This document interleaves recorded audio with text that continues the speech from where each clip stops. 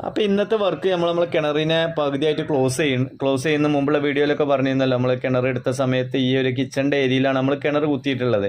അപ്പോൾ നമുക്ക് കിച്ചണിൽ നിന്ന് ഇറങ്ങി വരേണ്ട സമയത്ത് കിണറിൻ്റെ ഒരു ബ്ലോക്ക് ഇല്ലാതിരിക്കാനൊക്കെയാണ് നമ്മൾ കിണറിനെ ഓഫായിട്ട് ക്ലോസ് ചെയ്യേണ്ടത്. അപ്പോൾ അതിൻ്റെ വർക്കാണ് നടക്കേണ്ടത്. ക്ലോസ് ചെയ്യാത്ത ഭാഗം നമ്മൾ ഓൾറെഡി കിണർ എടുത്ത സമയത്ത് തന്നെ അവിടുത്തെ മണ്ണൊക്കെ മാറ്റിയിട്ട് നമ്മൾ ഭിത്തി കെട്ടി വെച്ചിട്ടുണ്ട് പാതക ലെവൽ വരെ. ഈ ഭാഗം ഫുള്ളായിട്ട് പാറ ആയതുകൊണ്ട് നമുക്ക് ഈ സമയമാകുമ്പോൾ പൊട്ടിക്കാന്നുള്ള ഇതിലായിരുന്നു. കാരണം ഒരു 5-8 ഇഞ്ചോളം പാതക ലെവലിൽ നിന്ന് താഴ്ത്തണം, എന്നാലേ നമുക്ക് എന്ത് ചെയ്യാൻ പറ്റുള്ളൂ, സ്ലാബ് ചെയ്തെടുക്കാൻ പറ്റുള്ളൂ.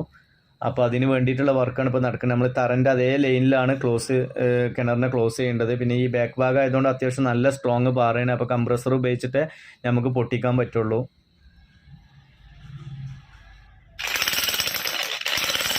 പിന്നെ നമ്മൾ ഓരോ ലൈനിൽ ഇട്ടിട്ടാണ് കംപ്രസർ ഇട്ട് അടിക്കേണ്ടത്. അങ്ങനെ ആകുമ്പോൾ വലിയ വലിയ പീസുകളായിട്ട് നമുക്ക് പൊട്ടി കിട്ടും.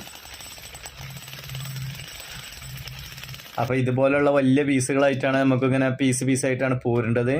പിന്നെ അതുപോലെ തന്നെ കിണറിലേക്ക് കല്ലോ കാര്യങ്ങളോ ഒന്നും വീഴാതിരിക്കാൻ വേണ്ടി നമ്മൾ കൈക്കോട്ട് കൊണ്ട് പിടിച്ച് അങ്ങനെ ചെയ്തതുകൊണ്ട് ഒരു കല്ല് പോലും താഴേക്ക് പോയിട്ടില്ല. അപ്പോൾ നമുക്ക് കിണർ അതൊക്കെ പിന്നീട് തിരിച്ച് എടുക്കേണ്ടി വരും. അപ്പോൾ അത് നല്ല ശ്രദ്ധിച്ചിട്ടാണ് നമ്മൾ പൊട്ടിക്കേണ്ടത്.